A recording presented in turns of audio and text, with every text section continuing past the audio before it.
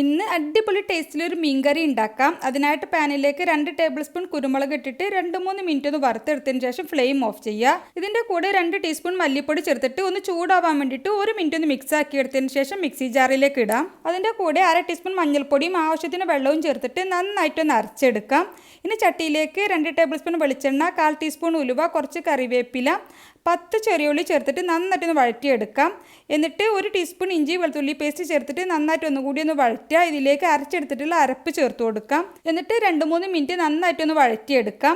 ഇനി 1 തക്കാളി, 3 പച്ചമുളക് ചേർത്തിട്ട് തക്കാളിയൊക്കെ നന്നായിട്ടൊന്ന് വഴന്ന് വരുന്നതുവരെ വഴറ്റിയെടുക്കാം. എന്നിട്ട് ചെറിയ നാരങ്ങ സൈസിലുള്ള പുളി പിഴിഞ്ഞതും കറിക്ക് ആവശ്യത്തിനുള്ള വെള്ളവും ഉപ്പും ചേർത്തിട്ട് കറി നന്നായിട്ട് തിളച്ചതിന് ശേഷം കുറുകി വരുന്ന സമയത്ത് ഇതിലേക്ക് മീൻ ചേർത്ത് കൊടുക്കാം.